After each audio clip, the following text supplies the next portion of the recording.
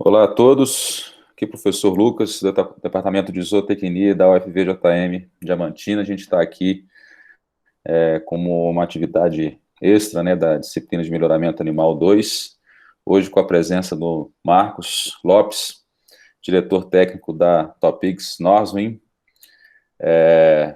Marcos, uma honra ter você aqui, cara, um privilégio para nós ter você hoje aqui para falar um pouquinho, né, dessa parte de melhoramento animal aplicado aí à suinocultura. Obrigado. Eu que agradeço, Lucas. Então, bom dia para todo mundo. Então, pessoal, para quem está já acompanhando aqui, então, como a gente até falou um pouquinho mais cedo, então, por favor, então, façam as perguntas aí, então, durante a apresentação. Então, se a gente andar aqui 3 slides, porque a gente teve só a discussão, então, estou muito mais feliz do que se eu chegar até o final da apresentação. Então, só não me deixem falar sozinho. Então, vamos participar um pouquinho. Então, hoje, a ideia, pelo convite do Lucas, então, é falar um pouquinho a respeito do melhoramento genético, então, de suínos. Então, uma parte mais prática, então, apresentar um pouquinho para vocês a respeito de como nós trabalhamos a parte genética na Topics North, então, de como a gente faz todo esse processo de melhoramento genético para atingir o progresso genético que a gente almeja. Então, assim, alguns detalhes, a gente não vai chegar profundamente em alguns pontos, mas se vocês tiverem dúvidas, a gente vai discutindo um pouco mais de detalhes em cada um deles, mas aqui a ideia é passar uma visão mais geral para vocês, então, para trazer um pouquinho do aspecto mais geral. Então, só para, antes de começar, só para me apresentar um pouco mais de detalhes a respeito de carreira, né? Então, eu já conheço o Lucas já há bastante tempo, então, desde a zootecnia, lá em Viçosa. Então, me graduei em zootecnia em 2009, em julho de 2009, e já desde a graduação eu já tive esse primeiro contato com a empresa, então, que na época chamava o centro de pesquisa da empresa, né, que hoje é o Topics North Research Center, o TNRC, então na época era o IPG, que era o Institute for Pig Genetics. Então, eu fiz um estágio lá em 2009, no final da graduação, então minha monografia foi feita por lá, e depois eu voltei no mestrado. Então, de janeiro a abril de 2010, eu retornei para um segundo mestrado, que foi quando me ofereceram uma vaga de pesquisador para trabalhar lá na Holanda. Então, em 2011, eu terminei o mestrado em Viçosa para poder me mudar para a Holanda. Então, já foi, assim, a gente estava falando de frio, né, que está aqui no sul hoje, então de -1. Então, na época, eu saí em 2009, saí de Viçosa, estava 30 e tantos graus, para chegar na Holanda com -10, -15 e pegar a bicicleta de todos os dias. Então, que o Lucas aí conhece bem. Então, que já passou bastante por isso também. Então, mas pegando um pouco da experiência, e essa foi quando eu comecei esse contato com a empresa que hoje eu trabalho. Então, em 2011, eu me mudei para a Holanda, então, para trabalhar como pesquisador no centro de pesquisa e trabalhar principalmente com a parte de implementação de seleção genômica. Então, a parte da genômica a gente vai abordar um pouquinho mais detalhe aqui hoje. Então, é um dos principais assim, pontos, né, as diretrizes que eu fazia do meu trabalho foi dentro dessa parte de genômica, que também foi aí entrou dentro da parte da minha tese de doutorado. Então, durante esse tempo, eu morei 6 anos na Holanda. Então, 4 desses anos eu dividi o meu tempo entre empresa e universidade para também poder fazer o meu doutorado. Então, que eu terminei em 2016. Então, desde 2017, então que eu voltei aqui para o Brasil. Então, em 2017 eu voltei como gerente genético global e continuava ainda com parte do meu tempo trabalhando como pesquisador para a Holanda. Então, nesse período eu trabalhava 50% do tempo aqui para o Brasil e 50% para a Holanda. E desde o ano passado eu assumi o cargo de diretor técnico e ainda conservo em torno de 20% do meu tempo para trabalhar como pesquisador, até mesmo para ter esse link, né, essa ligação bastante forte com o nosso centro de pesquisa, para poder trazer tudo que a gente tem de novidade lá, aqui para o Brasil, e também levar um pouco aí das demandas do mercado brasileiro diretamente para a Holanda, para a nossa matriz, para o nosso centro de pesquisa. Então, dentro da minha diretoria, então a gente trabalha assim com os especialistas. Então, a gente tem um Éder Batalha, então que é um gerente de reprodução. A gente está contratando agora, então a gente está com a vaga em aberta para o gerente de genética Latam. Então, foi uma vaga que a gente começou o processo seletivo por agora, então para suprir aí esse cargo que vinha sendo ocupado por um outro profissional que trabalhava com a gente. E tem a Heloísa Rives, que é a gerente de sanidade, então que também faz a parte Latam. Então, ela trabalha tanto aqui para o Brasil, quanto um pouco para os países aqui da América do Sul e América Central. Então, esse é o time, a forma como a gente trabalha, então, de ser os especialistas, né? Então, que é para poder passar um pouco aí de conhecimento, fazer treinamentos, trazer algumas novidades para a nossa equipe que está em campo, então, que é o pessoal que está lidando no dia a dia com os produtores, então, com os nossos clientes. Então, esse é parte aí do nosso trabalho, além de gerenciar aí todas as atividades que a gente tem dentro das áreas, então, de estabelecer protocolos, principalmente para as nossas grandes núcleos, e por aí vai. Então, entrando um pouquinho no assunto da aula, né, a parte da genética, então, assim, eu sempre gosto de começar, então, com essa parte dos conceitos mais básicos. Então, assim, aí fica uma pergunta, então eu só vou seguir com a apresentação depois que eu tiver pelo menos uma resposta. Então, o que vocês poderiam me dizer aí do como e quando começou o melhoramento genético animal? Quando que vocês acham? Como que isso aconteceu? Vamos lá, gente, não deixa o Marcos esperando, não. De acordo com a última apresentação que a gente viu, começou a. Tem um relatos na Bíblia, né? O ano em específico, assim, eu não lembro, não. Não. Mais alguém?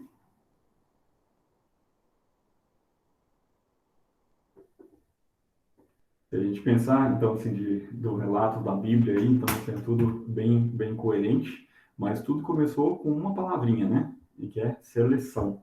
Então, assim, a seleção é a base de tudo, né? Então, toda essa parte de quando começa a selecionar aqueles animais que têm uma maior aptidão para o que você quer, ou que você, assim, você coloca mais valor numa característica específica que aquele animal tem, e você seleciona para aquilo, você está fazendo melhoramento genético. Então, se a característica, claro, for herdável, né? Então, se isso for passado de geração para geração. Então, quando a gente pensa em seleção, então a gente pode pensar aí, em toda essa parte da Bíblia, né? Então, da seleção raiz, então, que vem lá desde os tempos da domesticação.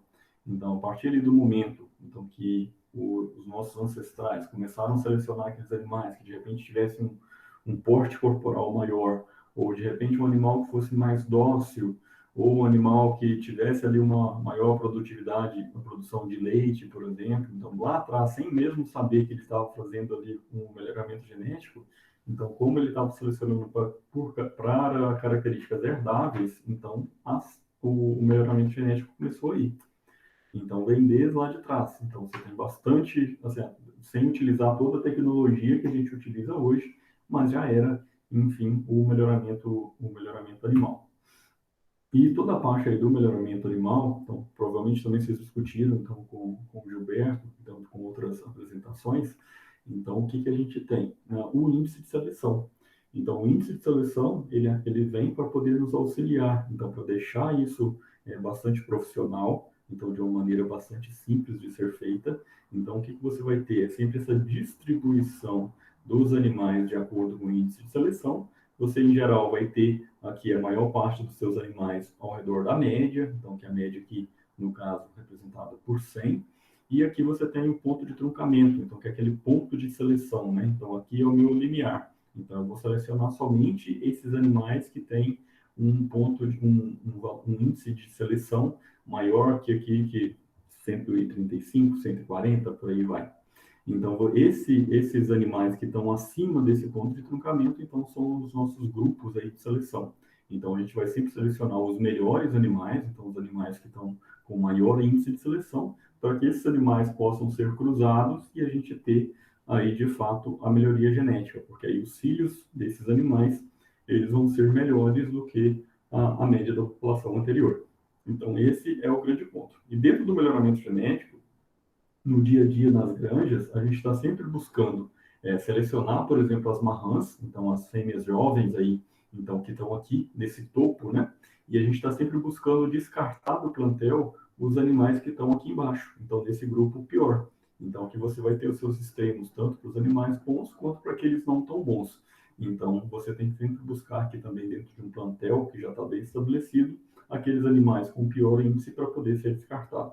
E aí sim, você vai fazendo todo esse processo de seleção para poder atingir as suas metas aí do melhoramento genético. Então, o melhoramento genético de suíno. Então, como chegamos, né, aos suínos modernos? Então, a gente vem de toda a parte aí de seleção, tanto natural quanto seleção artificial. Então, no passado, então há muito tempo atrás, alguns milhões de anos aí, a gente teve um ancestral comum, então, desse suíno. Então, que foi tendo essa seleção natural, até a gente chegar, por exemplo, aos suínos selvagens europeus e os asiáticos. E foi através do cruzamento dessas duas espécies que a gente chegou ao suíno que a gente conhece hoje. Então, essas raças, então, que seja o Large White, o Pietran, Duroc e por aí vai. Então, durante todo um processo aí de melhoramento genético, então todo um processo, principalmente ali com a Revolução Industrial, então que foram trazidos alguns animais da Ásia para a Europa, ali, principalmente para a Inglaterra, e foi fazendo esses cruzamentos com as raças europeias para poder chegar às raças que a gente conhece hoje. Então, quando a gente fala dessa parte de seleção natural e seleção artificial, a gente consegue hoje, então aí depois de 9.000 anos, né, de domesticação aí dos suínos, a gente ainda consegue ver alguns resquícios aí dessa mistura, né, então desses cruzamentos que foram feitos entre os animais europeus e asiáticos. Então aqui é só um exemplo de um estudo, então que foi até parte da minha tese de doutorado, então que a gente buscou identificar alguns haplótipos, né, alguns segmentos ali de DNA que estivessem em raças comerciais de hoje, então raças que a gente tem dentro da empresa e que são de origens e identificar a origem desses haplótipos. Então a gente tinha haplótipos tanto do javali europeu quanto do javali asiático. Então, e o que a gente observou com isso? Então, que algumas características, por exemplo, a espessura de tocino, essa parte do DNA, esses fragmentos de DNA relacionados à maior deposição de gordura, elas têm origem dos animais asiáticos. Então, você consegue fazer esse rastreio, então, e ver de onde que estão vindo esses pedacinhos aí do DNA e qual que é a função, né, desses haplótipos para poder fazer todo esse trabalho. Então, como começou esse processo aí de melhoramento genético? Então, a gente vai vir desde a domesticação, então, e da domesticação até o século XX, então, tudo era feito de uma maneira um pouco mais subjetiva, então, era sempre fazendo essa seleção de animais da forma com que a gente falou lá no início, né? Então, selecionar aqueles animais que mais se ajustavam aos interesses de quem estava fazendo ali aquela seleção, aquela domesticação. Então, o foco era muito na parte de docilidade, de cor e tamanho corporal. Então, quanto maior, melhor. Então, eu lembro quando eu era bem pequeno, os meus avós paternos, eles tinham uma criação de suínos bastante grande. Então, e toda vez que você chegava lá, então a minha avó, ela ia mostrar quais que eram os melhores animais, eram sempre aquele animal maior. Então, você não tinha ali uma coleta de informação. Então, nasceu aquela porca, né? Aquela fêmea, então, que pariu os leitões, e é uma fêmea maior, que tinha uma condição corporal maior, ela sempre queria reter ali as leitoinhas daquela fêmea para poder cruzar, para que essas leitoinhas também tivessem aquele mesmo porte corporal. Então, fazendo essa seleção aí bastante subjetiva, era a forma com que esse melhoramento genético acontecia. Então, a passos bastante lentos, mas aconteciam, porque você estava fazendo seleção para características herdáveis. Então, ali de 1900 até 1950, então o suíno ele era o transformador de lixo em proteína. Então, principalmente ali pegando em toda a parte ali da Inglaterra. Mas nesse momento, ele começou a ter os primeiros passos aí dentro dos programas de melhoramento da forma que a gente conhece hoje. Então, surgiram aí os primeiros herdbooks da Europa. Então, os herdbooks, então, eram essas granjas que já começaram a fazer essas anotações, coleta de informações, para poder fazer a seleção desses animais para chegar nas linhagens que a gente tem hoje. Então, a partir de 1907, então, começou as primeiras estações de teste na Dinamarca e depois ela foi se espalhando aí por outros países, como Alemanha, Holanda, Inglaterra e por aí vai. Nesse período, a gente não tinha o que a gente tem hoje, que é o cruzamento dessas linhagens para a gente ter as fêmeas comerciais. Então, o que utilizava era somente os animais puros. Então, esses animais puros, cada produtor ia trabalhar com uma linhagem e seguia dessa forma.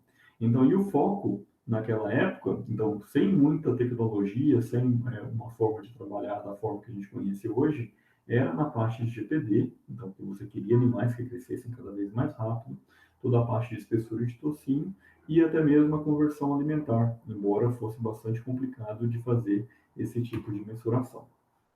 Então, esse aqui é até um material que o Lucas me passou uma vez, e é o que eu acho bastante interessante. Então, para mostrar esse de 1900 a 1950, o que que acontece, né? Então, você sai aqui do animal selvagem, então, que tinha 70% de composição do dianteiro e 30% do traseiro, para depois passar para um 50-50 até se inverter. Então, você chegar nesses animais com 30% dianteiro e 70% do traseiro.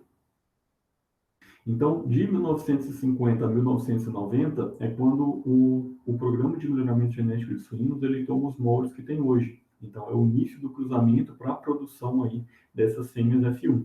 Então, que as fêmeas F1 é o que a gente usa para quem não está familiarizado aí com o melhoramento genético de suínos. Então, assim, a grande massa, né, de fêmeas de matriz que estão no mercado, então que estão produzindo aqueles leitões que vão ser levados ao abate, são fêmeas F1. É o cruzamento aí de duas linhagens puras. Então, em geral, entre o Landrace e o Large White. E esse início dos cruzamentos, então da formação dos F1s, ele veio através dos primeiros estudos aí de Dickerson, então que vem lá de 52 e 73, com o cruzamento de plantas e aves. Então, nesse período, então começou a se observar que existia ali uma vantagem, né? Assim, essa vantagem do heterozigoto, então da parte da heterose, então que você via, e até a parte da complementariedade das linhagens também. Então, a partir ali de 64 e 66, então com esse trabalho de Smith e Moaz, é que a gente começou com essas linhagens maternas, paternas especializadas. Então, que a gente buscava, por exemplo, nas linhagens maternas, então na linha materna a gente vai ter tanto macho e fêmea, mas você está voltado muito para características, por exemplo, reprodutivas. Então, embora, por exemplo, hoje a gente também foque muito na parte de produção, de conversão alimentar. E a parte paterna, aí sim, você foca muito nessa parte de GPD, então toda a parte de conversão alimentar, qualidade de carne. Então você vai tendo sempre essas linhagens especializadas. Então cada do tipo de linhagem que você tem, você vai ter um objetivo diferente. E aí foi nesse período que a gente começou com a especialização. Então começou a ter os produtores, dividir esses produtores, né, entre as granjas núcleos e a granja comercial. Então, as granjas núcleos mantendo ali o plantel de animais puros e as granjas comerciais com esses animais cruzados. Nesse período também, principalmente na Europa, então deu-se o início na parte de inseminação artificial, que sem dúvidas é um dos grandes passos para poder fazer essa disseminação dos melhores genes. Então, a partir do momento que você começa com a inseminação artificial, um mesmo, desculpa pessoal, um mesmo macho ele passa a poder disponibilizar sêmen aí para um grande número de fêmeas, ao invés de uma fêmea só ali por monta, comparado ao monta natural. Então, isso aí foi bastante interessante também.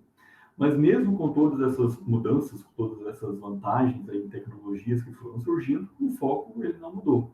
Ele continua ali, principalmente na parte de GPT, de espessura de tocinho, e ali um pouquinho na parte de conversão, embora não fosse tão fácil assim para ser trabalhado. Então, com esse trabalho então da complementariedade das linhagens e de ver essa parte dos cruzamentos, então foi quando foi percebido que a questão da heterose, ou do vigor híbrido, então dessa vantagem, né? E aqui o que representa isso, né? Então, por que a gente faz esse cruzamento? Então, a gente faz isso porque a produtividade da F1 ela é superior às linhagens parentais. Então, se a gente pensar em nascidos totais, então em tamanho de leitegada, e se a gente pensar, por exemplo, que o Large White ele vai ter uma média aí de 14 leitões nascidos, e que o Landrace ele tem uma média de 15 leitões nascidos nessa população. Então, o que você espera, então, se você não tivesse a heterose? Que a média aí da produtividade da fêmea F1, então no nosso caso a TN70, que é o nome da nossa fêmea comercial, então se não tivesse essa vantagem, esse vigor híbrido, essa heterose, a gente teria uma média nessa população de TN70 de 14 leitões e meio. Só que a gente vai observar, por exemplo, 16 leitões, porque você tem, além dessa média das linhas parentais, você tem um acréscimo de heterose, que vai fazer com que essa fêmea seja mais produtiva. Então, e também, se você manda para o campo, né, você disponibiliza somente a fêmea TN70, então você não está disponibilizando assim, o coração do seu material genético, que são as linhagens puras. Aqui é onde todo o processo de melhoramento genético é feito. Então, aqui é onde a gente tem que preservar esse material o máximo possível. Então, para evitar, por exemplo, uma cópia de material genético. Então, se você manda esses animais para o campo, então, se existe algum produtor então, que não está muito preocupado com os escrúpulos aí, com a ética do trabalho, ele pode começar a fazer uma cópia, uma modificação desse material genético, e aí a empresa acaba perdendo um pouco o controle em cima disso. Então, você tem essa questão da preservação da propriedade intelectual e também da utilização do vigor híbrido, da heterose, que é uma das grandes vantagens aí para o melhoramento genético de suínos. Não só suínos, né, mas também para parte de aves, que utiliza bastante também os cruzamentos. Então, de 1990 aos anos 2000, a gente começa com os modelos estatísticos um pouco mais eficientes, então, que é o BLUP, então, que vocês já devem ter ouvido falar bastante dele. Então, com o BLUP, a gente passou a ter a possibilidade de fazer essa estimativa de valor genético dos animais, utilizando um grupo de fenótipos, né, um grupo de animais com fenótipos, e todos os animais que você tem no pedigree. E com isso você passa a ter valor genético, né, para todos os fenótipos que você avaliou e para todos os animais que você tem dentro do seu pedigree, dentro da sua matriz de parentesco A. Então, nesse período, então a gente teve uma grande vantagem, principalmente para a questão de mudança aí de foco. Então, que como antes, por exemplo, características como fertilidade, tamanho de leitegada, que é uma característica ligada ao sexo, a gente não podia fazer uma seleção dos machos, por exemplo. Então, porque os machos, eles não tinham leitegadas.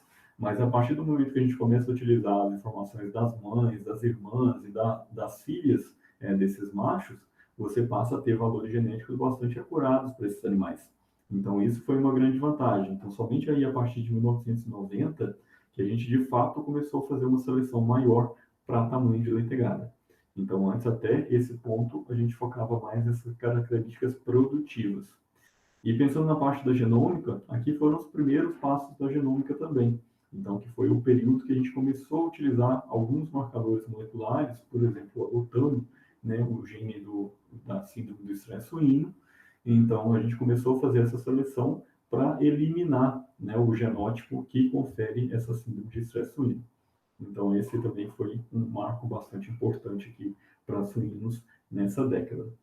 E a partir dos anos 2000, então a gente teve toda essa parte da consolidação do BLUP, então que a gente viu ali, né, para poder fazer esse trabalho melhor para características reprodutivas, e foram surgindo novas tecnologias. Então, por exemplo, dentro da nossa empresa, a gente começou a utilizar a tomografia computadorizada a partir do ano 2008, então para poder fazer toda essa parte da coleta mais refinada de fenótipos, toda a parte de seleção genômica, que vem ali a partir de 2011, 2013, então a partir de 2013 que começa com uma escala maior. Outras ferramentas estatísticas, né? Então hoje existe APY e por aí vai. Então tem várias outras ferramentas para serem utilizadas aqui dentro do BLUP, para deixar o BLUP cada vez mais eficiente, porque um BLUP tradicional, então para poder fazer essa inversão de matrizes genômicas, né? Então do tamanho, então utilizando, hoje a gente utiliza mais de 50 milhões de animais dentro do nosso banco de dados. Então fazer a inversão aí dessa matriz, então seria bastante complicado, então você precisa de ferramentas cada vez mais modernas para poder agilizar todo esse processo. Então, além disso, a questão toda de supercomputadores, então, que é essencial, né, para poder ser trabalhado, e toda a parte aí do Big Data. Então, a partir do momento que você faz essa coleta refinada aí de fenótipos, então você vai gerando um volume de dados muito grande, também com toda a parte da genômica. Então, se você pensar aí na parte do que a gente tem hoje de animais sequenciados, então com toda a parte do genoma completo, então é muita informação que você tem. Então você precisa de computadores cada vez mais potentes para trabalhar todo esse Big Data. Então hoje, só para vocês terem uma ideia, a gente já tem em torno de uns 1.300 animais sequenciados. Então, que é um volume de dados muito, muito grande. Então, esse até é sempre as discussões de como a gente armazenar, porque a gente não armazena essa informação da mesma forma que a gente armazena o resultado da genotipagem de chips, né, de chips comerciais. Então, mostrando aqui, por exemplo, nessa figura aqui embaixo, então aqui um chip da Illumina, né? Então, toda essa parte do sequenciamento é um pouco mais complicado para ser trabalhado, porque tem um volume muito maior de informações. Então, você sai de 50 mil marcadores, ou 660, se você utilizar um chip HD, para ter aí em torno de alguns milhões, né, de marcadores. Então, a informação ela fica cada vez mais complexa para ser trabalhada. Então, mais um século aí de história, né? A gente mostrou aí de 1900 até 2000, então até chegar um pouco mais próximo dos dias de hoje, mas o objetivo, ele é sempre o mesmo. Então, o que é o nosso objetivo? Fazer uma seleção cada vez mais acurada. Então, tudo que a gente trabalha hoje dentro da empresa, então toda a parte de pesquisa e desenvolvimento voltado para a parte de genética, então a gente está buscando uma seleção cada vez mais acurada. Então, são formas de fazer com que esse índice de seleção, então, que dentro da TOPIX nós chamamos de TSI, que é o índice de seleção da TOPIX Norzin, então, que esse índice de seleção ele seja cada vez mais acurado, para que você não cometa erros de seleção. Então, esse é o nosso ponto. Então, a gente está sempre buscando reduzir essas falhas de seleção. E se a gente pensar aí no nosso mundo também, né? Então, assim, a gente tem que aceitar que a mulherada aí é sempre a selecionadora. Então, os meninos têm que correr atrás, porque eles vão ser os candidatos da seleção. Mas quem vai eleger aquele candidato, né, que tem todas as características, então, que cumpre o maior número de requisitos aí, ideais aos olhos dessa selecionadora, então vai ser a mulherada mesmo. Então, mais de um século de história e como que a TOPIX Norzin, né, para trazer um pouquinho de um exemplo de uma empresa de genética, vai entrar nessa história. Então, tá aqui a TOPIX e uma caixa de Omo. Quem poderia me dizer o que vocês acham que tem a ver uma coisa com a outra?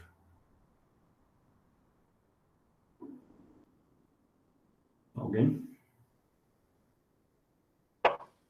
E aí, gente?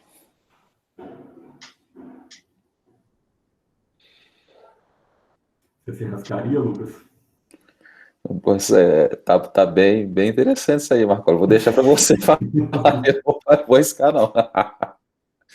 Então, pessoal, o que tem a ver, né? Então, a TOPIX com uma caixa de Omo. Está aqui na marca Unilever. Então, Unilever é uma marca holandesa. Então, para quem não sabe, a sede da Unilever, que é a dona da Omo e de vários outros produtos que a gente tem aqui no Brasil, então, está em Roterdã. E no passado, alguns anos atrás, então a Unilever também tinha a sua divisão de genética. Então, ela tinha um programa de melhoramento genético de suínos. Então, esse programa de melhoramento genético de suínos é o que depois foi se juntando com outros programas até formar a TOPIX. Então, que a TOPIX é a parte, né, da empresa, então, de origem holandesa, e a Norzin, que a gente fez a fusão em 2014, de origem norueguesa. Mas a gente entra, né, a TOPIX, ela entra nesse mercado a partir aí desse programa da Unilever, que depois foi vendido e foi sendo juntado aí com outros programas. Então, hoje nós não temos ligações, né, com o Omo, por exemplo, mas no passado a gente tem essa raiz aí em comum. Então, só para trazer um pouquinho de mais de curiosidade para vocês. Então, e como que foi formado, né, essa empresa, a TOPIX Norzin? Então, as duas são propriedade de produtores, porque as duas empresas, em separados, elas já eram cooperativas.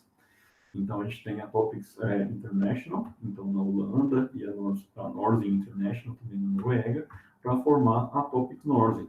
Então, a gente sempre teve um portfólio bastante complementar.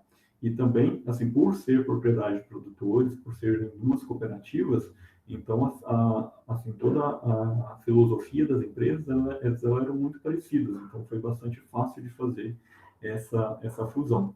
Então, quando a gente fez essa fusão, então a gente buscou buscar as áreas ali de conversão e sem reduzir, então, em nada o que a gente tinha, né? Pensando em pessoal. Então, foi sempre buscando ampliar, porque depois que a gente fez a fusão, a empresa ficou mais robusta, então foi ganhando mais mercado. E hoje, pensando em número de funcionários, nós temos muito mais funcionários do que a gente tinha quando as empresas estavam separadas. Então, aqui é só para mostrar para vocês 3 exemplos aí dos nossos comandantes. Então, o Wilon é o CEO, então é quem comanda toda a parte. E o Hans é para quem o meu chefe, por exemplo, ele responde. Então, que é o nosso CTO. Então, que é toda a parte técnica está relacionada ao Hans. E o Core vem com a parte toda do financeiro. Então, aqui é aquele vídeo que não vai dar certo. Então, vamos passar ele aqui direto. E aqui só algumas informações aí a respeito da empresa. não vamos gastar muito tempo, mas só para mostrar que é uma empresa multinacional, então a gente está trabalhando em mais de 55 países, cada vez ampliando mais. Então, tem um investimento bastante forte em toda a parte de investimentos de P&D. E pensando em suporte técnico, então o pessoal que está ligado aí a se especializando cada vez mais em suporte técnico para extrair o máximo potencial genético dos nossos animais. Então, são mais de 155 aí, especialistas espalhados pelo mundo, incluindo o pessoal aqui no Brasil. E quando a gente pensa nessa abordagem que a gente trabalha em suporte técnico, então de ter todos esses profissionais, a gente está sempre buscando o nosso cliente. Então, focado no cliente, é o que o cliente espera que a gente entrega, né, com os nossos animais. Então, a gente vai ter sempre especialistas aí em inseminação artificial, qualidade de carne, toda a parte de nutrição, os geneticistas e os veterinários e zootecnistas aí de campo, que vão estar dando sempre esse suporte para os nossos clientes para expressar o máximo potencial genético. Porque não adianta nada você ter um animal de altíssimo mérito genético, você coloca isso na granja do produtor e você não passa ali aquele suporte. Porque hoje, para as nossas linhagens, cada uma das linhagens tem seu próprio manual, porque é um produto. Então, cada linhagem ela se comporta de uma maneira diferente. Então, se você quer fazer um manejo, por exemplo, nutricional, de uma fêmea TM70, utilizando o manual de uma fêmea de outra empresa, por exemplo, então os resultados podem não ser tão bons quanto o esperado, porque você não está satisfazendo ali, de fato, as necessidades que aquela fêmea tem nutricionalmente. Então, se você não cumpre esse fator ambiental da fêmea, você não vai conseguir expressar o máximo do seu potencial genético. Então, por isso que a gente trabalha bastante focado aí nos nossos clientes com esse time de especialistas aí de suporte técnico global. Então, o melhoramento genético e a Holanda, eles são bastante entrelaçados. Então, o Lucas conhece bem lá e conhece essas empresas aqui que são listadas. Então, que são 3 empresas então, que trabalham no mundo inteiro. Então, que tem um market share, aí, uma participação de mercado bastante interessante ao redor do mundo. Então, que é a Topics Norsen, a CRV, então, que aqui no Brasil, vocês conhecem provavelmente como Lagoa, e a Hendrix Genetics. Então, a Hendrix trabalha, então tem, por exemplo, a parte da Hypor, que é a parte de suínos, mas eles têm vários outros ramos. Então, eles fazem melhoramento genético de salmão, de peru. Eles têm, inclusive, agora, o mais recente, um programa de melhoramento genético para insetos. Então, para poder ter aí insetos, tanto para alimentação humana, pensando no futuro, então uma fonte de proteína, quanto também como sendo uma fonte de proteína para alimentação animal. Além disso, então a gente tem aí 3 professores que são bastante conhecidos, então se vocês estão bastante familiarizados aí com os artigos ao redor do melhoramento genético, então o Theo Milsen, então, que é um holandês que está na Noruega, então ele toda essa parte da genômica, de implementação da genômica, então muito se deve aos trabalhos dele, então foram desenvolvidos lá na Noruega. O Jack Deckers, nos Estados Unidos, em Iowa, e o Julius van der Werf, então, na Austrália. Então, a Holanda não só espalhou essas empresas aí de melhoramento genético ao redor do mundo, como também espalha bastante aí os cérebros que estão relacionados ao melhoramento genético. E a gente tem a Universidade de Wageningen, então, que o Lucas passou um tempo lá também, foi onde eu fiz o meu doutorado, então, que é uma universidade que se destaca, então, sempre nessa parte do melhoramento genético. Em melhoramento genético em si, ela está sempre ali no topo 2, então ela sempre fica um pouco atrás da Universidade dos Estados Unidos, então a Universidade de Califórnia, então dentro da parte de melhoramento. Então tudo isso é um conjunto, né? Então você ter profissionais, então você ter investimento das empresas e trabalhar em conjunto com o governo. Então, que é uma parte bastante interessante da Holanda, e que a nossa empresa faz parte, é essa parceria público-privada. Então, todas as pesquisas que são feitas na universidade lá, elas não recebem exclusivamente verbas do governo. Para ela receber verba do governo, alguma empresa precisa estar ligada. Então, geralmente, o que acontece lá? Então, por exemplo, nós temos interesse em um projeto X. Então, a gente vai colocar 50% do valor necessário para aquele projeto e o governo complementa com os outros 50%. Então, essa é a forma mais fácil de trabalhar, porque o governo está sempre buscando essa parceria entre as universidades e as empresas para você ter esse contato direto entre elas. Então, facilita até mesmo na parte da empregabilidade. Então, quando a gente tem, por exemplo, estudantes fazendo estágio dentro da empresa, é a partir disso que geralmente vai ser buscado os novos profissionais. E foi a forma com que eu fui contratado, por exemplo. Então, mesmo não sendo um estudante holandês, então, mas eu estava lá como estágio, e a maior parte dos estudantes que chegam lá são de Wageningen, então é a fonte aí de novos talentos que a gente tem, e a gente vai conhecer esses novos talentos a partir dessa interação entre a empresa e a universidade. Mas, falando em progresso genético em si, então, assim, como que nós produzimos progresso genético? Então, o que a gente faz é estimando o valor genético, e estima o valor genético para depois fazer essa construção do índice de seleção. Então, a gente está sempre buscando aí esse mérito do animal como progenitor. Então, por exemplo, tamanho de leitegada. Então, a gente tem um animal aí com valor genético mais um, então tem um potencial de um leitão a mais do que a média da população. Então, a gente vai sempre selecionar esses melhores para poder fazer os cruzamentos.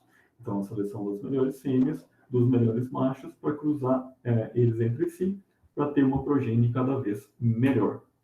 Então, como eu tinha falado, o nosso índice de seleção, que é o que a gente precisa, então é o que os produtores utilizam no campo para poder fazer a seleção, tanto daquelas melhores fêmeas para serem produzidas, né, as marrãs para serem introduzidas no plantel, quanto daquelas piores fêmeas que já estão no plantel e que a gente precisa descartar.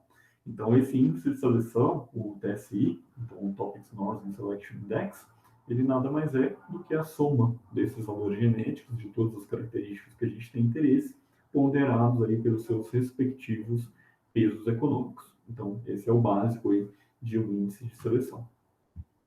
E para estimar esse valor genético, o que a gente precisa? A gente tem 3 coisas básicas. O primeiro, um banco de dados. Então, hoje a gente tem nosso banco de dados, ele chama PigBase. Então, é o maior banco de dados que a gente tem de genética suína aí ao redor do mundo, pelo volume de informação, pelo que eu falei para vocês ali, que a gente já está com mais de 50 milhões de animais dentro desse banco de dados, gerando informação para estimação de valor genético. Então, dentro desse banco de dados, a gente precisa sempre ter as informações de pedigree, as informações fenotípicas, né, de interesse, e hoje também a parte de DNA. Então, o DNA hoje já virou a rotina, né, dentro do nosso programa de melhoramento genético.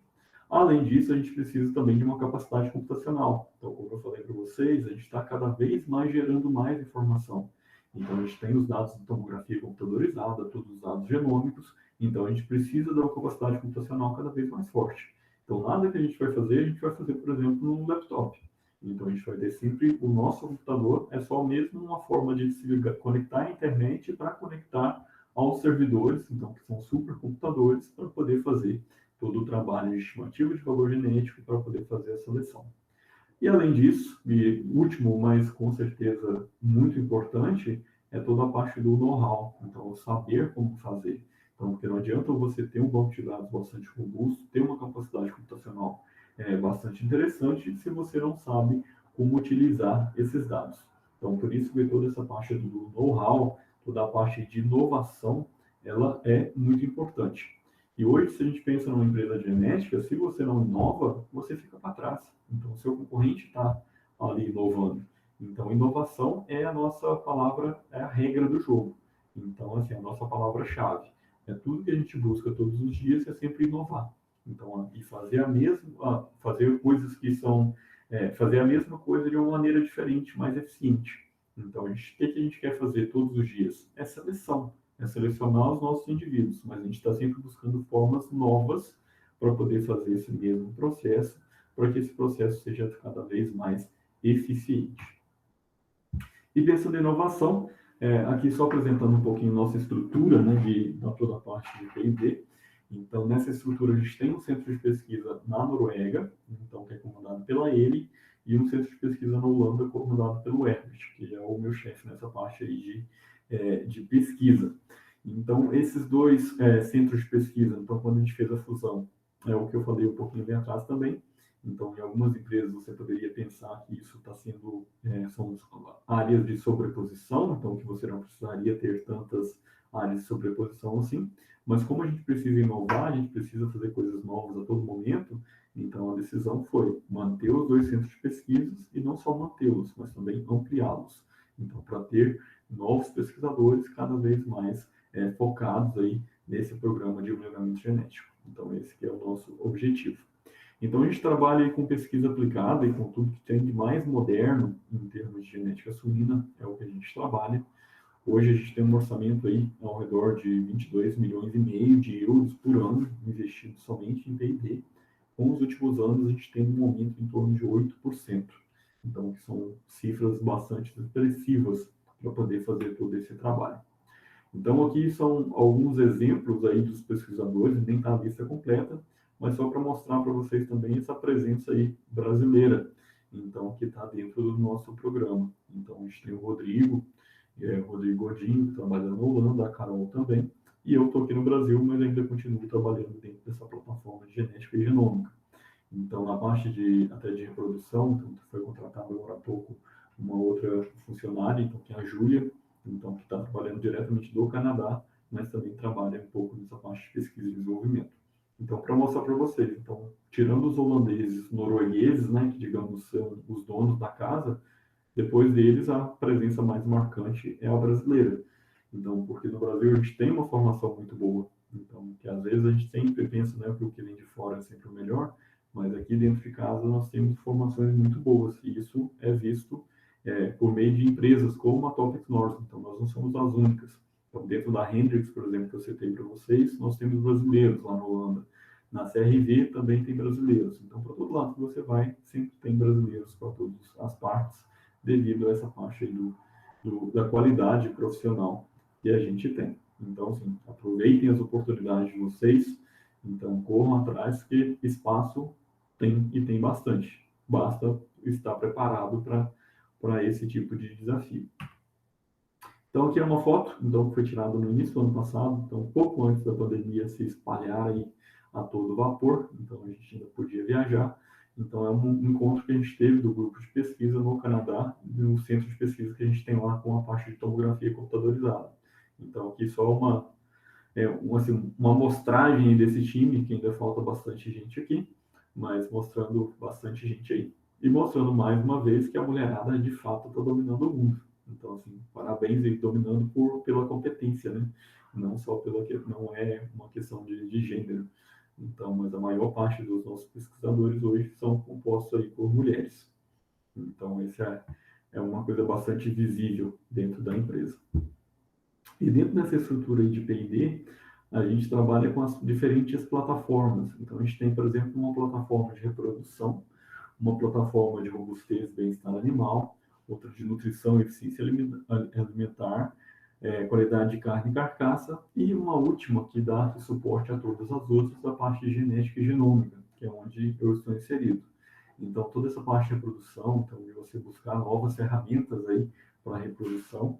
Então, por exemplo, a sexagem de embriões, a sexagem de sêmen, a transferência de embriões, a parte de robustez e bem-estar animal. Então, buscando alguns marcadores genéticos aí para poder fazer uma seleção para maior resistência a alguns patógenos específicos. A parte de nutrição e eficiência alimentar, então não só focado em eficiência alimentar por si, então da coleta de informações individuais de consumo para você ter eficiência alimentar aí dos seus candidatos à seleção, mas também buscando formas mais inovadoras, por exemplo, a parte do microbioma. Então, a gente tem uma colega que está terminando a tese de doutorado dela agora, então que ela está voltada principalmente para a parte do microbioma. Então, ela estuda como que o DNA das bactérias que estão ali no trato gastrointestinal dos animais, ela vai influenciar toda essa parte de eficiência alimentar dos animais. Então, você faz tanto a genotipagem do animal per si, quanto também dessas bactérias aí que estão presentes ali dentro do trato gastrointestinal dos animais. Qualidade de carne e carcaça, então não só pensando em gordura intramuscular, em marmoreio, mas também, por exemplo, na Europa, então você tem toda a questão de castração, de eliminar a castração, e os produtores eles não estão muito interessados em castração química, em imunocastração, que é o que acontece aqui no Brasil hoje. Então, e no Brasil, até pouco tempo atrás, você nem poderia fazer um abate de um animal que não fosse castrado, e na Europa isso é permitido. Só que quando você faz um abate de animais não castrados, então você corre o risco de aparecer o que a gente chama do cheiro de varrão, né? O odor sexual, então do inglês do boar taint. Então, que é aquele cheiro, então, que não é muito uma coisa muito agradável, né, de sentir naquele momento que você está fazendo ali o cozimento da carne, que você está fritando um pedaço de carne suína.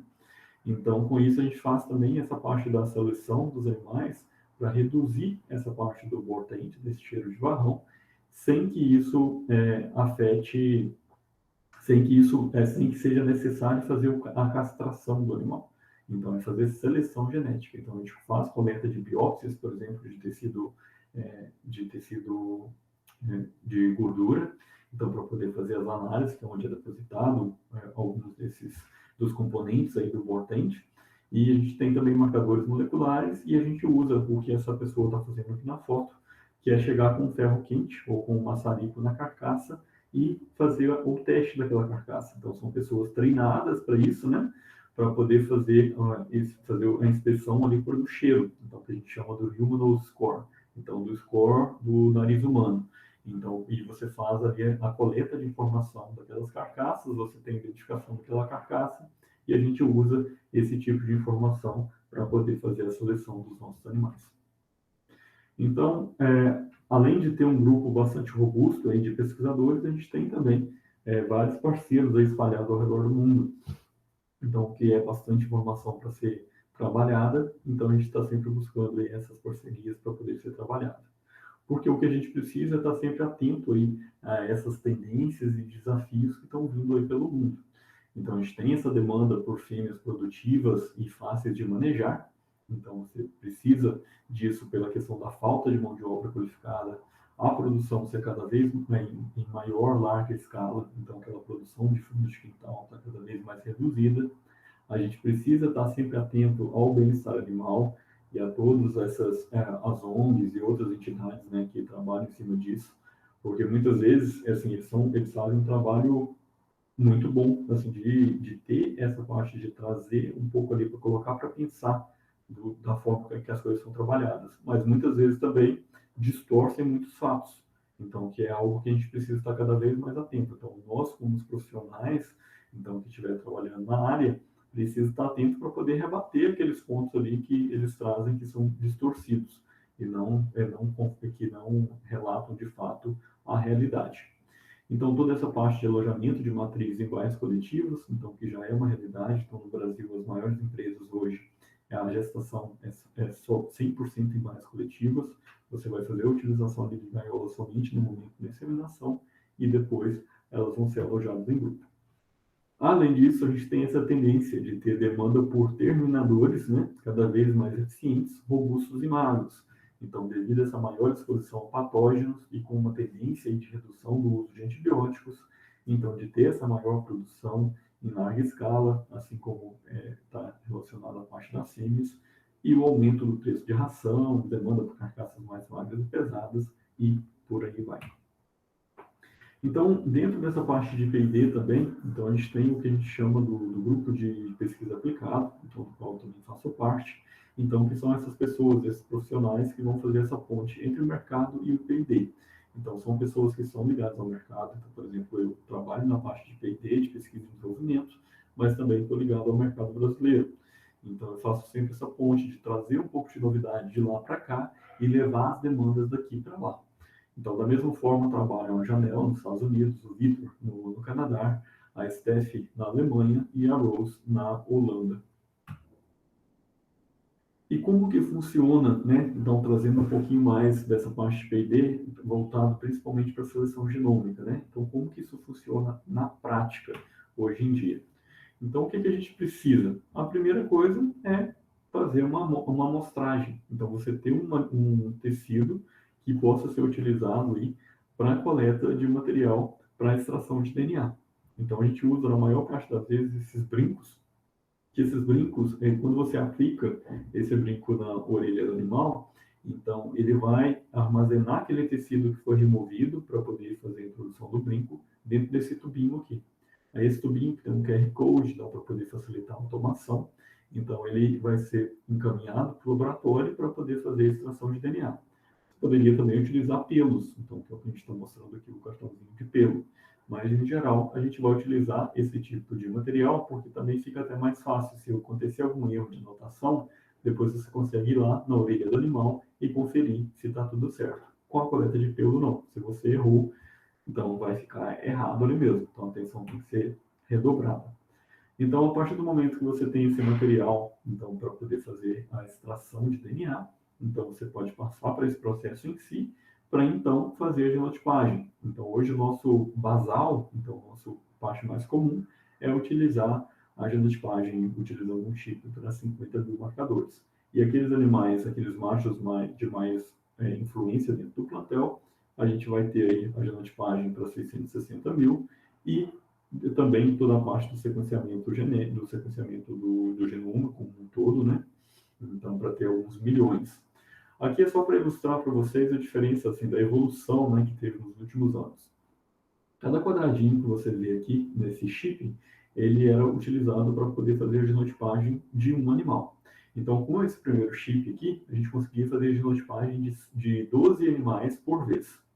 Aqui, você já aumentou a capacidade. Então, a gente tem aqui 3, 6, 9, 12. Então, a gente dobrou a capacidade. A gente passa para 24 animais. E aqui, você aumentou ainda mais a capacidade. E quando você faz isso, você tem a possibilidade da redução de custo. Porque a mesma máquina que vai estar utilizada para ler esse chip aqui para 12 animais, ela vai ser utilizada para esse de 12 e para esse aqui, que eu já até perdi as contas de quantos tem. Eu vou ficar contando ele aqui. Então, com isso, você vai fazer uma redução desses custos fixos e você vai ter uma redução do custo por genotipagem. E isso faz com que a gente consiga aplicar em uma larga escala. Então, para fazer essa genotipagem, a gente precisa dos marcadores. Então, você já deve conhecer bem aí, a gente tem os SNPs. Então, o que é um SNP? Então, a gente tem aqui a célula, então, que vai compor todos os nossos tecidos, né? Os tecidos do nosso corpo. Dentro da célula, a gente tem o núcleo, que vai ter os cromossomos, que é formado aqui pela parte da nossa fita de DNA. Então, que vai ter os genes, vai ter as bases nitrogenadas e por aí vai. E se a gente comparar o DNA de um indivíduo 1 com o indivíduo 2, a gente vai ver que, e comparar o meu DNA com o DNA de um de vocês, a gente vai ver que a maior parte do nosso DNA, 90 e tantos %, ele vai ser exatamente igual, não tem mudança. O que a gente vai ter é algumas mudanças pontuais. Então, por exemplo, aqui a gente tem um CG e aqui a gente tem um TA para o indivíduo 2. Então, esse polimorfismo, né, essa mutação aí de base única, é o que a gente chama de SNP. Então, a gente vai ter vários desses SNPs aí. Então, como eu falei até para os suínos, a gente vai ter milhões desses SNPs, mas é claro que nem todos eles vão ter uma função. Alguns eles são uma mutação, mas que não faz diferença nenhuma. Então, não vai ter uma modificação ali na proteína que vai ser codificada a partir desse DNA. Então, o que a gente tem que fazer é utilizar esses que, de fato, realmente têm uma função. Então, que esse SNP, a partir do momento que existe aquela mutação, você vai conseguir observar uma diferença aí no seu fenótipo. E quando a gente pensa em 2 indivíduos, a gente trazendo aí para humanos, é a mesma coisa do Lucas e eu. Então, pensando aí o Lucas, né? Então, que é uma pessoa bem mais forte do que eu. Então, assim, pensando na força, né, Lucas? Então, digamos que seja algo herdável que está relacionado ao SNP. Então, se a gente observar o Lucas para os SNPs, então, que estão relacionados aí à força, ele vai ter um genótipo CG. E eu, com a minha antiga magreleza, então, que agora está ficando só gordura, então, vou ter um TA, por exemplo. Então, quando a gente fazer essa comparativa entre 2 indivíduos para um marcador que está relacionado a um fenótipo específico, a gente vai observar essas diferenças. Então, o que a gente usa? Para que a gente vai utilizar esse tipo de informação? Então, a primeira coisa que a gente faz quando recebe essas informações no laboratório é fazer um teste de paternidade. Então, a gente vai fazer aqui a parte da verificação e identificação de paternidade. Então, a verificação daquelas que foram, de fato, adotados, todas as informações de quem é o pai, quem é a mãe de um indivíduo, como também se você tem algum animal que você não sabe quem é o pai, quem é a mãe. Então, você pode fazer essa identificação. E como que isso funciona? Então, para isso a gente precisa ter esses marcadores, então aqui ilustrando os SNPs, e nesse exemplo eu vou trazer, por exemplo, 3 SNPs. Então, o SNP 1, 2 e 3. E se eu pego aqui e fizer a genotipagem desses animais, para esses 3 SNPs, eu vou observar o seguinte. Eu vou pegar aqui esse leitão e vou comparar aqui o genótipo desse leitão com os machos, por exemplo, que estavam dentro da granja, ou que estavam na central, que estavam fornecendo sêmen para essa granja. Quando a gente faz essa comparação, a gente vai ver que para o SNP3, esse leitão tem um genótipo AA e o macho tem um genótipo TT. E como no SNP a gente tem sempre um alelo do pai e um alelo da mãe, então aqui a gente tem uma incompatibilidade então, desses genótipos, porque toda a progenie desse macho vai sempre receber um alelo T, porque ele só tem alelos T para serem passados para a progenie. A mesma coisa vai acontecer para o SNP2, porque ele também só poderia passar alelo C para a sua progenie, e esse leitão tem um genótipo GG.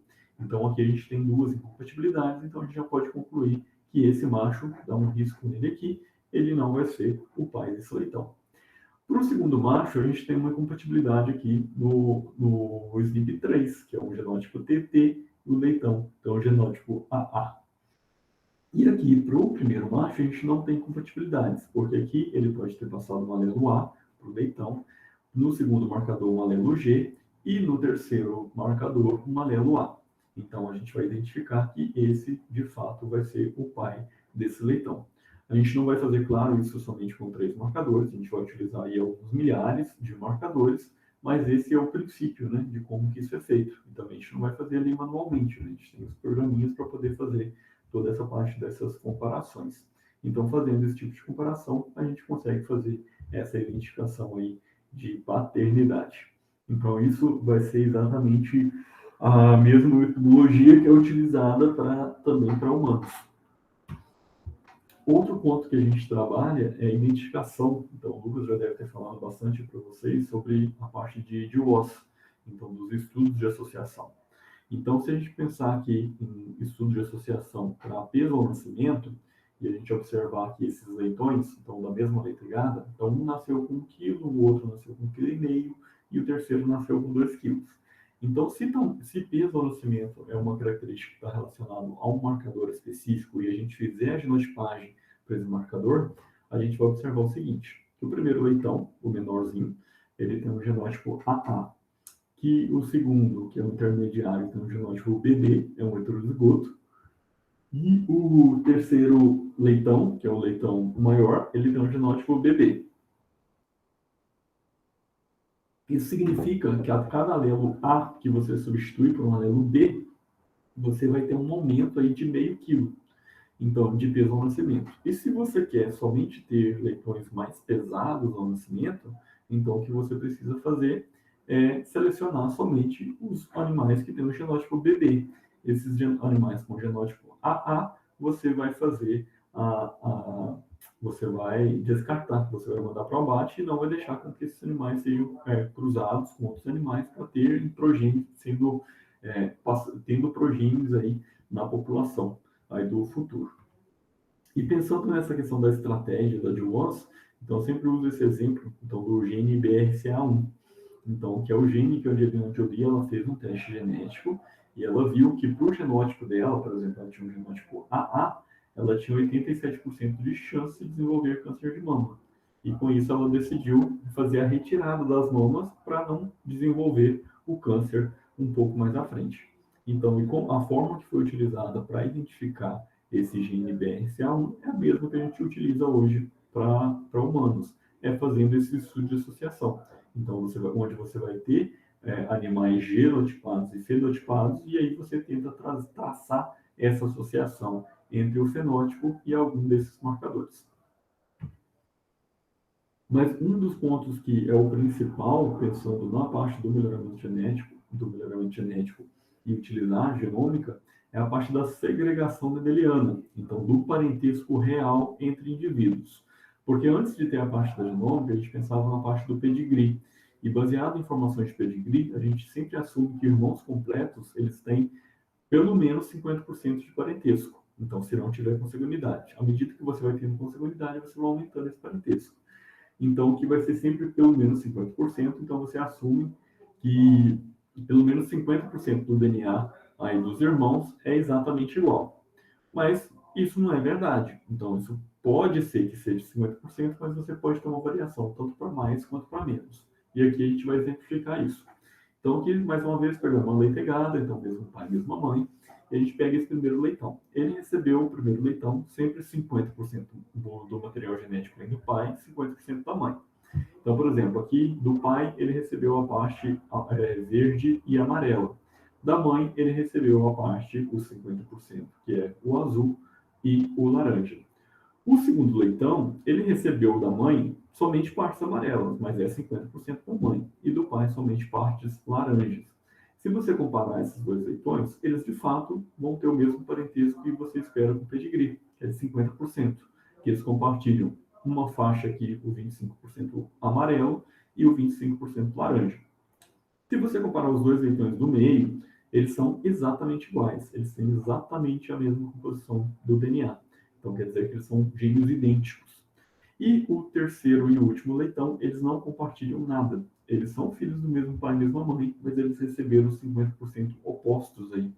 Então, com isso, eles vão ter 0% de compartilhamento de DNA e, com isso, o parentesco deles é zero. Esses dois extremos, eles são difíceis de acontecer, principalmente um parentesco zero, mas é possível. E, por meio disso, a gente consegue explorar mais a variação dentro de leitegada. Porque com o pedigree, então, quando você ainda não tinha informações fenotípicas desses animais, o que ia acontecer? Você não ia ter variabilidade ali dos valores genéticos desses animais. Você ia ter sempre a média parental.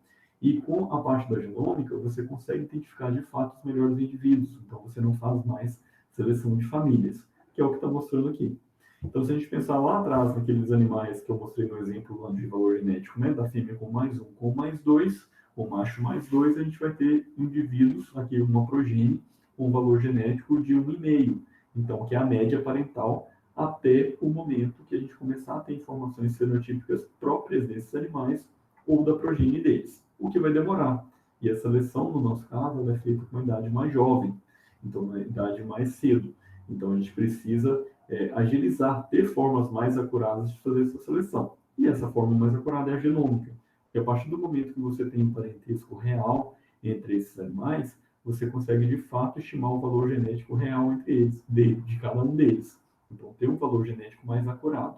Então ao invés de selecionar aqui, por exemplo, se eu tenho todos com o mesmo valor genético, quando eu for fazer uma seleção, eu vou dar um peso maior para o aspecto visual. Então, que é o que a gente não deve fazer.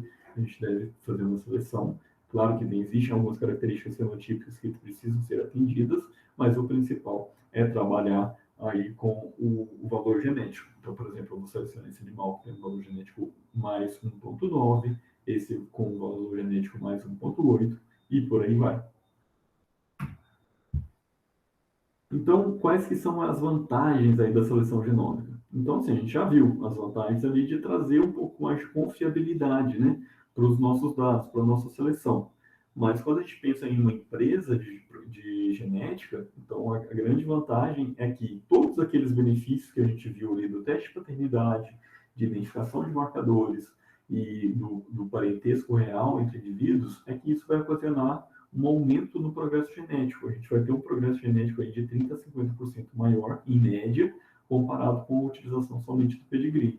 Para algumas características que são um pouco mais difíceis de serem medidas, então esse progresso genético ele pode ser ainda maior. Então, a gente tem alguns exemplos dentro da empresa, por exemplo, que a gente chega a 100% de maior progresso genético comparado a somente utilizar a parte do pedigree. E com isso também, a gente consegue fazer uma seleção apurada para características medidas somente nas granjas núcleos. Então, por exemplo, hoje aqui no Brasil, a gente não tem um tomógrafo. A gente não faz a avaliação dos animais que nascem aqui por meio da tomografia computadorizada. E utilizando a parte do pedigree, todos ali os nossos irmãos completos, todas as irmãs e irmãos completos, eles teriam exatamente o mesmo valor genético para as características, né, que vem da tomografia computadorizada, porque eles vão ter sempre a média parental. Então, se a gente entra com a genômica, a gente passa a ter um valor genético para cada uma desses animais. Então, a gente vai ter essa maior variabilidade dentro do nosso plantel. Então, não só para a parte da tomografia computadorizada, como também para consumo individual de ração. Então, que está ilustrado aqui por essa máquina, que você tem o animal, ele vai ter um chip, toda vez que ele entrar para comer, ele vai ter uma anotação ali, tanto do peso do animal, quando ele entra, quanto da quantidade de ração que ele consumiu. E aqui é um exemplo prático, né, do como que a genômica ela influencia esse valor genético, esse índice de seleção. Então, aqui é o nosso índice de seleção para uma granja específica, antes e depois da genômica. Então, assim, exatamente antes da gente implementar a genômica e logo após a implementação da genômica. Então, a gente tem aqui a distribuição, né, do TSI, do nosso índice genético, para todas as fêmeas que estão naquele plantel. E o que, que a gente observa? Que antes da genômica, então, que é esse pico mais alto aqui, a gente tem essa distribuição com uma média aqui um pouco abaixo de 100, por exemplo. Só que quando a gente faz a genômica, a gente tem uma maior dispersão logo após implementar a seleção genômica para exatamente os mesmos animais. A gente tem uma maior dispersão desse índice de seleção, desse TSI. Você passa a ter animais com um valor genético muito maior do que você achava que tinha, assim como você também passa a ter animais com um valor genético, com um TSI, índice de seleção, muito menor do que você achava que tinha. Então, isso vai acontecer porque você começa a utilizar aquelas informações para poder ter o parentesco real entre os indivíduos. Então, como você vai ter uma maior variabilidade dentro de famílias, você também vai ter uma maior variabilidade dentro do seu plantel como um todo.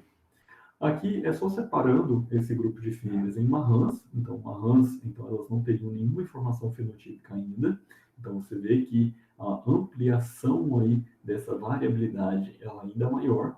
E para matrizes com 2 ou mais partos, então que já tem informações fenotípicas próprias, então você já consegue fazer essa diferenciação entre essas fêmeas, mesmo para esse tipo de animal, você ainda aumenta essa variação aí do índice de seleção, do TSI. Tudo claro até aqui? Muito bom, Marcos. Interessante esse gráfico aí, né, que mostra bem a questão, a relação com o parentesco genômico, né? Que Exatamente. a gente quer você tem essa variação maior e meio que segue isso aí, né? Exatamente. Então, esse é o grande ponto. Muito E bom. aqui, só para mostrar para vocês, então, o que a gente já falou, né? Então, quando a gente pensa em marrãs, a gente está falando na seleção daquelas melhores marrãs para introdução no plantel. Então, se eu crivo aqui o meu ponto de truncamento ali como sendo 115, então hoje, após a genômica, eu consigo selecionar um número de fêmeas muito maior do que eu conseguia antes. Ao mesmo tempo, quando eu penso no descarte dessas matrizes, né, que já estão no plantel há algum tempo, eu também tenho muito mais fêmeas, então aqui abaixo de 70, por exemplo, do que eu tinha antes. Então essa é uma das grandes vantagens, porque você aumenta, você consegue identificar essa maior variabilidade aqui do índice de seleção, tanto para poder fazer a seleção dos melhores indivíduos, quanto para poder fazer o descarte daqueles indivíduos que não são tão bons assim. Então, esse é um grande ponto. E com isso, o que a gente consegue fazer com a genômica, então, principalmente tendo essa parte da genômica aqui no Brasil para alguns clientes, a gente consegue diminuir esse gap genético, né, esse atraso genético. Porque o nosso núcleo genético ele está cada vez mais avançando, a gente está aplicando cada vez mais tecnologia. E quando a gente traz uma ferramenta como a genômica, por exemplo, a gente vai garantir com que esse material genético na granja dos nossos clientes, embora ele esteja sendo abastecido por sêmen de animais importados que vêm dos nossos núcleos genéticos, ele ainda vai ter aquele plantel de fêmeas. Então, se você faz toda a parte da seleção genômica para esse cliente, você tem uma maior chance de diminuir esse gap genético. Uma diferença aqui sempre vai ter, porque o núcleo genético sempre está à frente, mas o que a gente precisa fazer é sempre minimizar esse atraso genético. Esse é o nosso objetivo aí, junto aos clientes. E, além da genômica, né? Então, tem vários outros aspectos aí que precisam ser levados em consideração. Então, essa aqui é a formulazinha aí do delta G, né? Então, do progresso genético. Então, aqui é anual. Então, quando a gente pensa aqui embaixo, no intervalo de geração, como que a gente consegue fazer minimizar esse gap genético? Então, é seguindo o percentual de reposição adequado. Então, você vai pegar aí alguns produtores, então, que, não quero fazer reposição do meu plantel. Mas se você não faz a reposição do plantel, você não está entrando animais jovens, então animais de mérito genético maior do que você tem no plantel atual. Então você vai ficando cada vez mais defasado, porque como a gente falou, o progresso genético ele vai sempre continuando. Então por isso que a gente precisa sempre ter esse percentual de reposição adequado. Então pensando numa granja comercial hoje, por exemplo, uma granja com fêmeas F1, a gente vai trabalhar em torno de 45% de taxa de reposição. Então, você faz uma renovação de 45% do seu plantel todos os anos.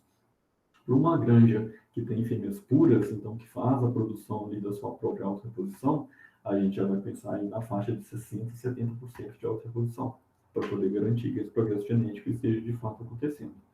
Então, a gente usa também aí o sêmen de machos importados, então aqueles machos cada vez melhores que a gente tem lá fora. A gente precisa fazer inseminação pura, então principalmente para o produtor que faz ali sua auto-reposição, então que tem fêmeas puras dentro do seu plantel, então ele vai usar a fêmea pura tanto para produzir fêmeas puras para auto-reposição, quanto para produzir a fêmea F1. Então, e às vezes eles acabam deixando algumas marrãs, então porque aquelas marrãs produzem, de repente eles acham que vai produzir um pouco menos, então eles acabam não utilizando aquelas fêmeas, mas isso é necessário porque geralmente as marrãs elas vão ser fêmeas de maior potencial genético do que as fêmeas que já tem no plantel. Outro ponto interessante de ser trabalhado é a parte da intensidade de seleção, então que você consegue trabalhar fazendo essa seleção sempre das melhores marrãs com mais alto índice de seleção, né, no nosso caso o TSI para auto-reposição, e o descarte daquelas matrizes com o valor com o índice de seleção menor. Também a parte da acurácia, então que vai ser afetado pela parte da genômica, mas também pela coleta assim acurada das informações. Então, se o produtor ele não faz a coleta adequada ali daqueles dados, faz uma coleta de qualquer maneira com vários erros, não tem como a gente observar progresso genético, porque se ele tem informação errada, todo o potencial genético daqueles animais vai estar saindo errado também. Então, aquele valor genético, o índice de seleção do animal, o TSI, ele não vai condizer com a verdade. E, além disso, sempre esse frequente envio de informações, é o que a gente sempre pede para os nossos produtores. Então, para enviar o mais frequente possível informações para o banco de dados, porque toda vez que você gerar uma informação e você envia informação para o banco de dados, essa informação é utilizada na estimação do valor genético, e aí você vai atualizando frequentemente os valores genéticos aí dos seus indivíduos. Então, com o PigBase, o que a gente faz é juntar um emaranhado de informação que está aqui na nossa fortaleza, então a gente tem tudo isso dentro de casa para evitar qualquer tipo de ataque, de invasão desse nosso banco de dados. Então, a gente faz uma tradução de um emaranhado de informações em relatórios simples. Então, utilizando aqui programas como o Mixplup para estimação do valor genético, para poder enviar para o produtor algumas listas simples para ele poder utilizar na seleção dos seus melhores indivíduos. Então, esse é o nosso grande objetivo. Então, de fazer algo que é um pouco mais complexo para que isso fique um pouco mais simples. Então, aqui bem rapidamente, então, que já está chegando aqui no nosso tempo, para eu ter um pouquinho de tempo aí para a nossa discussão também. Então, só alguns exemplos rápidos aqui de P&D. Então, que a gente tem toda essa parte aí da plataforma de produção, então buscando formas de fazer essa transferência de embrião cada vez mais eficiente. Então, que a transferência de embrião para bovinos é algo que já é bastante corriqueiro, mas para suínos a gente ainda tem alguns problemas devido à anatomia ali do útero da fêmea suína. Então, a gente tenta trabalhar cada vez mais algumas formas alternativas de poder colocar isso para funcionar, porque a gente tem um grande potencial para aumentar a intensidade de seleção, para fazer uma redução dos custos de transporte, então que é muito mais barato eu fazer um transporte de um embrião do Canadá ou da Noruega para o Brasil do que trazer um animal vivo. E, além disso, a gente já pode fazer, inclusive, a parte da genotipagem dos embriões e fazer a implantação somente daqueles embriões de alto potencial genético. Então, a gente tem alguns exemplos de marcadores, né, que a gente seleciona para a parte de robustez e bem-estar animal. Por exemplo, a parte de serotonina. Então, você tem aqui um marcador identificado para serotonina, e baixa serotonina, você tem animais mais agressivos, alta serotonina, animais mais dóceis. Então, se você quer fazer uma seleção aqui para ter animais mais dóceis, então você seleciona animais que têm aquele genótipo que já, por natureza, vai ter um maior nível de serotonina na circulação sanguínea. A gente tem alguns exemplos também da parte de robustez, que é o marcador então, utilizado para resistência a PIRS, então, que é um dos maiores desafios sanitários que, graças a Deus, a gente não tem no Brasil e esperamos que continue sem ter, né? Então, para que esse marcador, ele vai ter, o animal ele vai ser infectado ainda pelo vírus, mas ele vai apresentar uma menor carga viral. E, ao mesmo tempo que ele tem uma menor carga viral, ele também vai ter um maior ganho de peso. Então, você vai conseguir fazer com que esse animal, ele mesmo infectado, ele continue produzindo bem. Então, aqui é o exemplo que a gente falou a respeito do microbioma. Então, toda aquela análise que é feita do DNA das bactérias, então, porque é algo herdável e que explica até 50% da variação fenotípica da eficiência alimentar e 75% da variação fenotípica da digestibilidade de nutrientes. Então, é algo bastante interessante, mas é algo ainda que demanda um pouco mais de estudo, porque os modelos estatísticos para implementar na prática ainda são um pouco mais complicados, e até mesmo a análise laboratorial. Então, porque às vezes o mesmo tipo de amostra, se você analisa em um laboratório e depois analisa em outro, então você não tem ali assim, a sobreposição dos resultados nem sempre ela é muito alta. Então, ainda precisa um pouco mais de trabalho para poder trabalhar dentro disso. E, além disso, tem os exemplos da parte de edição gênica, né? Então, que é muito comentado hoje. Então, que é uma ferramenta bastante interessante, então, tem um potencial bastante grande, mas o grande problema é entender um pouco melhor essa ferramenta e como que a sociedade vai lidar com isso. Então, porque a Europa, por exemplo, já considera hoje a edição gênica como um transgênico, e lá não é permitido o uso de transgênicos. Então, pode ser que para a Europa, então você não vai poder utilizar esse tipo de ferramenta, então, de fazer essa manipulação genética aí de animais para consumo humano. Então, é muito essa questão de como a sociedade vai perceber isso. Então, todas as discussões éticas é o que vai limitar muito o uso dessa ferramenta. Mas é uma ferramenta que tem bastante potencial e é o que a gente vem investigando ao longo dos últimos anos. Então, pessoal, era isso que eu queria apresentar aqui para vocês. Então, fico aí à disposição para as perguntas, para a gente poder discutir um pouquinho mais a respeito disso. Beleza? Beleza, Marcos. Muito bom, cara. Obrigado aí pela excelente apresentação aí. Gente, tá aberto então aí para dúvidas, um comentário. Enquanto o pessoal pensa aí, vai perdendo um pouquinho a vergonha, Marcos. Vamos conversando aqui rapidinho. Né, você colocou a questão lá no início dos índices de seleção, né, o índice de vocês aí, só para fazer, né, um link com o que a gente vê na disciplina, né, então, e aplicar isso no caso de suínos. Então, como vocês têm várias linhagens, né, essas linhagens com determinados focos, cada linhagem, então, teoricamente, vocês trabalham com um índice, com alguns focos específicos para cada linhagem. Seria certo? Certo. Beleza, show de bola.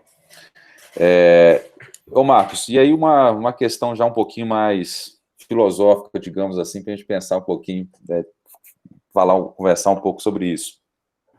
A gente conversou aqui com o Gilberto, com o Marcos, né, e a gente vê essa dificuldade do programa de melhoramento genético na espécie de bovinos, principalmente, né? Você conseguiria falar para a gente o que você acha, qual foi a chave do sucesso, digamos assim, por que em suínos, não vamos falar em aves, mas elas são bem parecidas, mas por que você acha que em suínos funcionou né, esse fluxo de genética, né, para a gente chegar, igual a gente tem hoje, essa pirâmide bem estabelecida e nesse sucesso que a gente tem? O que você conseguiria falar, né, imaginar, qual foi a chave do sucesso?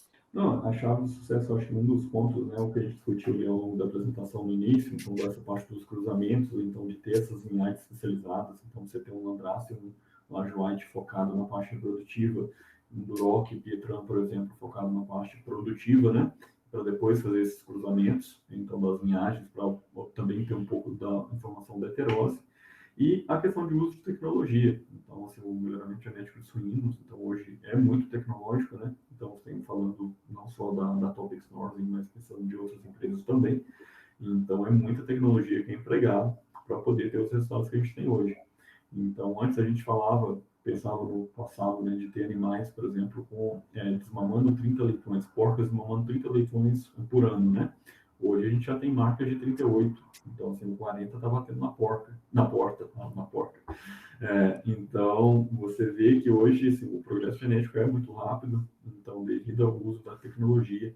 Então, até mesmo hoje, pensando em conversão alimentar, Então, hoje a gente já observa dentro do suíno, para alguns, assim, claro que grupos selecionados, não um plantel como um todo, né? Então, os nossos melhores indivíduos, eles têm conversão que às vezes é com a conversão superior à conversão de um frango de corte. Então, você tem hoje animais dentro dos nossos grupos genéticos com conversão aí na faixa de um pouco menos de 1,60. Então, que são marcas aí bastante surpreendentes que você não esperava atingir com tão pouco tempo. Então, tem bastante coisa ainda para ser feita, mas eu acho que todo o trabalho que foi feito lá atrás e que vem sendo feito hoje, ele de fato está trazendo aí resultados. Muito bom. Ô, gente, dúvidas aí? Não vou ficar fazendo pergunta aqui. Mas o ideal é interessante vocês perguntarem também, participarem. E aí? Eu, particularmente, bom dia. Eu só queria mesmo agradecer o Marcos, né, e o Lucas por estar, assim, disponibilizando essa sessão de aulas extras para a gente aí. E a gente teve na Embrapa há muito tempo. Eu lembro, Lucas, Roseli, aquela turma. A gente teve, né, rodando, conhecendo o pessoal. Acho que o Marcos esteve junto também. É, mas é sempre bom a gente estar assim renovando essas ideias, estar acompanhando como que está o mercado, como que está avançando a tecnologia, né, visando o melhoramento, porque eu acho que o futuro é esse, né? O futuro já vem vindo acontecendo em cima do melhoramento há muito tempo.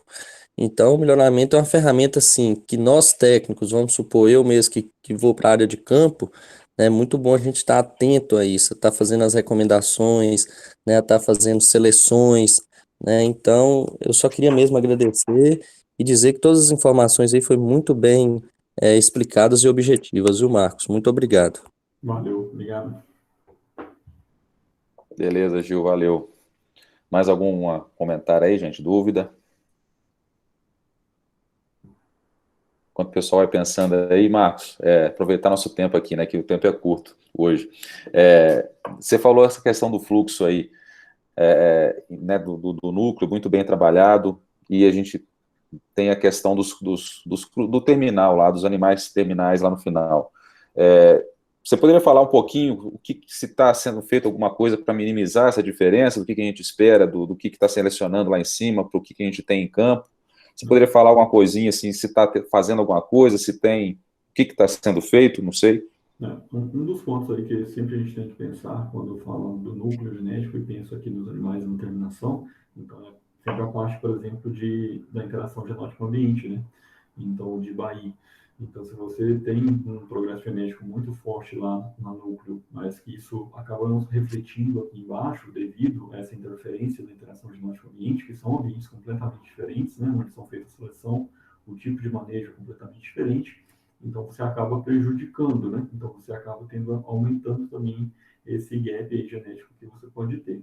Então, uma das coisas que a gente faz, então, é utilizar cada vez mais tecnologia, então, aqui fora do nosso núcleo principal. Então, hoje no Brasil, por exemplo, as nossas granjas, dos nossos núcleos de produção aqui, então, 100% a gente utiliza a genômica também, assim como a gente utiliza lá fora. A gente utiliza, inclusive, em alguns clientes aqui no Brasil também, a parte da genômica. E essa questão toda de coleta de dados. Então, todos os dados que são coletados no mundo inteiro, eles vão para o mesmo banco de dados e eles são utilizados durante a avaliação genética, para fazer com que os animais selecionados lá, no nosso grupo genético do hemisfério norte, eles representem, de fato, os ambientes aqui do Brasil também. Então, como você tem as informações aqui do Brasil, então você faz uma seleção aí para animais que vão se sair bem nos diferentes ambientes. Então, esses aí são alguns exemplos. Então, você tem toda a parte também, até mesmo de coleta de o que a gente chama de CCPS, né? Então, da seleção de tanto utilizando informações de animais puros quanto animais cruzados, para garantir também que cada vez mais o campo, né? Então, os animais que estão aí na parte da terminação, eles consigam expressar esse potencial genético que está vindo lá de fora. E no mais é o uso da tecnologia mesmo. Então, usar a tecnologia nos diferentes países para garantir também que o progresso genético aqui vá se alavancando. Além de fazer essa importação frequente, né? Então, hoje existe no Brasil a quarentena oficial, né, que é uma parceria público-privada entre o governo e as empresas genéticas, em Canané, em São Paulo. Então, até hoje mesmo, ontem chegaram os animais diretamente do Canadá. Então, a gente está sempre fazendo essa importação. Então, para garantir que os mesmos genes que a gente tem na nossa população lá fora, a gente tem aqui também. Muito bom, muito bom. Então, né, você vê, melhoramento, né, melhora a estrutura física e melhora a parte genômica também, né? Corre Exatamente. atrás desses dois pontos principais aí, né? Com certeza. Bom demais. E aí, gente, surgiu alguma dúvida? Bom dia, Marcos. Primeiramente, parabéns pela sua apresentação, né? Como nosso amigo Janus já informou, é muito bom. Eu queria saber o seguinte, porque teve uma parte da sua palestra que você falou sobre inovação, né? Que se vocês não se inovarem, vocês ficam para trás.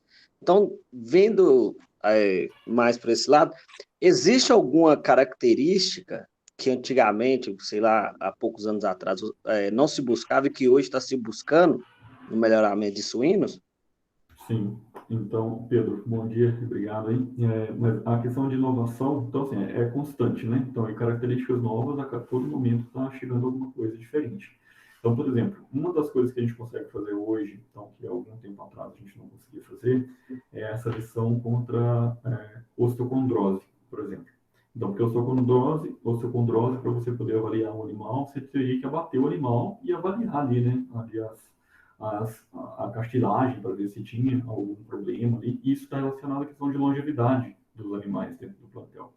Então, com a tomografia computadorizada, você já consegue fazer esse tipo de avaliação. Então, outras coisas que toda a parte da tomografia computadorizada, então, por exemplo, hoje a gente começa a trabalhar, ver se o tamanho do coração ele está relacionado a alguma característica produtiva, por exemplo. E é uma característica que a gente consegue avaliar por meio da tomografia computadorizada. Então, assim, existem vários fenótipos novos hoje. Então, a gente tem até um grupo de pesquisadores que estão relacionados a isso, a novos fenótipos, investigando características novas que você pode avaliar para poder fazer todo esse trabalho. Então, assim, características até que são mais comuns, mas que a gente não conseguia utilizar até um certo tempo atrás, pela questão de não ter a genômica, por exemplo, é a questão de mortalidade nas diferentes fases. Então, hoje a gente foca muito na questão de mortalidade na fase de terminação. Então, que você não vai genotipar todos os seus animais que estão na terminação, que é um volume muito grande de animais. Mas hoje você já consegue fazer. Então, aqueles animais que você faz essa coleta de informação, você tem a genotipagem daqueles animais que morreram e você tem a genotipagem de animais controles que estavam ali dentro da mesma baia. Então, você consegue trabalhar isso de uma maneira muito mais eficiente. Antigamente, a gente poderia trabalhar a característica como um todo, mas como os animais de terminação, eles não têm informação de pedigree, que você não faz essas anotações muito corretas, né, das inseminações, porque muitas vezes você pode utilizar até sêmen de machos diferentes na mesma inseminação, então você não conseguia ter esse controle para poder utilizar aquelas informações de mortalidade na terminação para melhoramento genético. Com a genômica, você consegue identificar quem é o pai, quem é a mãe, você consegue identificar tudo. E aí você usa, de fato, essa informação no programa de genética. Então, assim, existem vários fatores aí de características novas que estão sendo trabalhadas hoje. Ok, obrigado. Beleza, Pedro, valeu. Com relação a isso, né, pegando o link aí, né, você colocou ali, Marcos, falando a questão né, de animais mais calmos, né, um pouquinho mais, não sei se foi, eu esqueci a palavra que você usou, foi calmo mesmo, naquela da serotonina ali, né? Mais dóceis, né? Mais dóceis, isso. Isso aí já é um pouco a ver nessa questão de novos fenótipos, né? E pensando talvez seria em uma nova exigência aí de criação em baias, né? Estaria relacionado a isso, Marcos? Sim, exatamente, porque hoje é 100%, né? Então você está caminhando para 100%. Então, assim, as grandes agroindústrias aqui no Brasil, por exemplo, já adotaram a parte de gestação em baias coletivas. Então, você precisa ter animais que estão preparados ali para aquele sistema. Então, a parte de terminação sempre foi feita em baias, né? Mas essa parte de gestação coletiva, sim. Então, lá na Europa já tem bastante tempo, então, que estão trabalhando com baias coletivas. E aqui no Brasil, esse é o caminho. Então, existe hoje até a IN 113, que entrou em vigor esse ano, né? Instrução normativa.